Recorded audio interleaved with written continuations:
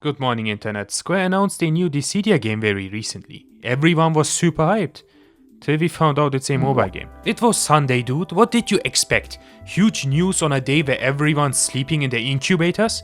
To mentally cope with the following Monday? I'm a huge Dissidia fan myself, but it's very obvious why they wouldn't make a new one. Who knows? I might eat later down the road. Or I hope I will eat later, dude. I hope I will eat mega later. And this is like just the foreplay and the real main dish will be announced in a few years. But that's completely unrealistic. For one, have you ever seen the overall resonance on non-turn-based Final Fantasy games? Have you ever seen how the internet turns into a battle of Verdun whenever a new Final Fantasy game drops? Have you seen the sales on Duodecim, which is largely considered to be the best Dissidia game out there?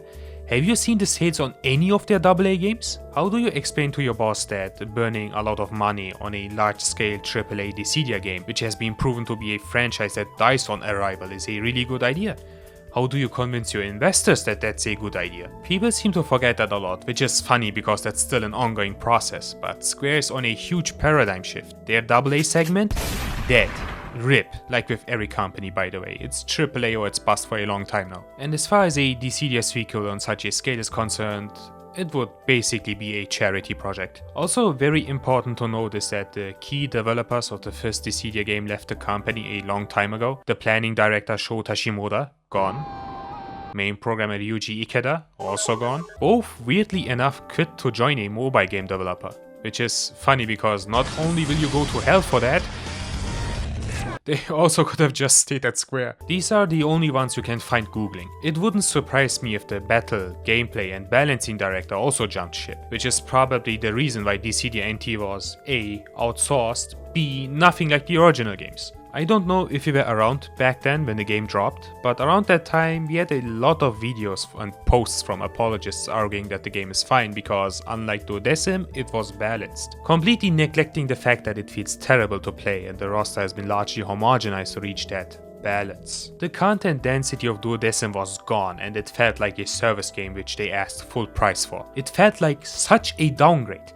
You only had one slot for an HP attack. That's how we balance, huh? We just chop everyone's balls off. So basically, not a single person at Square knows how to capture the feelings of the first Dissidia game. In today's environment, balancing in a competitive game is a huge matter. We don't live in the 5th gen anymore, where most people were largely oblivious to the state of the game due to the lack of a global infrastructure. If something's not alright, your whole player base is not alright. They will go bald and be in need of therapy. What a silly thing to say? Ask the Tekken fans what they think of Season 2. And now let me introduce the Heat Smash where I lose the will to live with this Heat Smash. So June does a double projectile. Die! Die! Die! Die! As soon as he's glowing blue, you have to respect the fucking shit out of him. At any time he presses one button, die, die! What a nice young Swedish man. And Duodecim wasn't really all too well balanced. Based on what I've been told, this isn't the definitive tier list. It changes based on whom you ask in what context, but it's a pretty good representation. There are absolutely oppressive top tiers, some competitively viable ones, some funny ones, and some that feel like unfinished concepts. This funny guy here, banned by the community. The first place has a strong universal parry. You can't dodge that, it will teleport all the way from China to get you. We don't need to break this down entirely. All I'm trying to say is that making a Dissidia game in 2025 plus requires a competent balancing team. The game needs to run perfectly for around a decade. And they obviously didn't have a balancing team before, which will be a department they will have to waste money and other sinful resources on if they want to make a new Dissidia game. Pair that with all the game modes the games are known for the cool level structure, the fun RPG mechanics, and the fact that most characters have very fun, unique and creative gimmicks, it would blow the budget out of proportion. For an IP that is not known for making big sales numbers.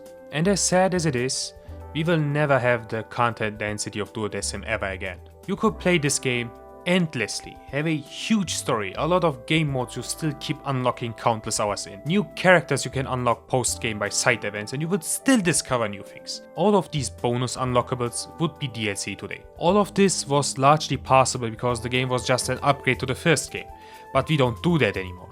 We can't go Mega Man Star Force 1, Star Force 2 and then Star Force 3 each a year apart from each other and upgrade to the initial gameplay concept. That idea died together with the handhelds. We don't do that anymore. So a jam-packed Dissidia game with modern graphics, endless amount of content, characters and a well-maintained balance to not piss off your community will not happen.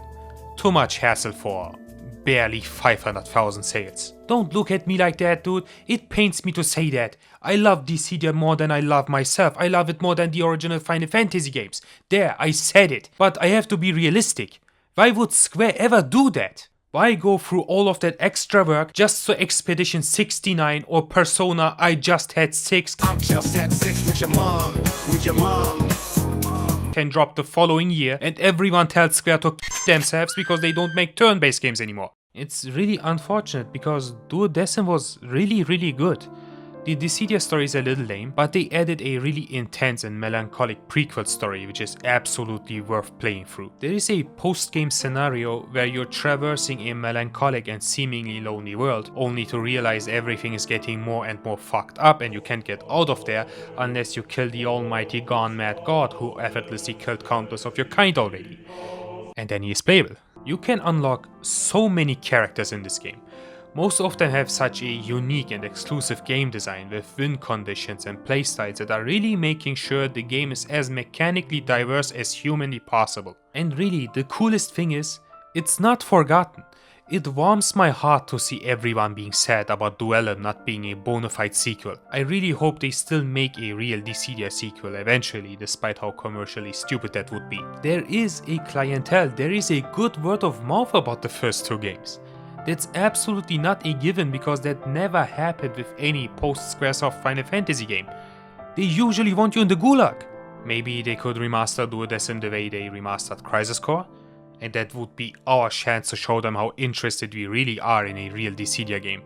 Hope we get that chance at least. But for now, in case you're interested, you can join the Dissidia Discord and play the old games with a dedicated community. They have an elaborate guide for how to set things up and they are very nice people. I need to jump back into, fell off a little bit because life got busy. See you there hopefully.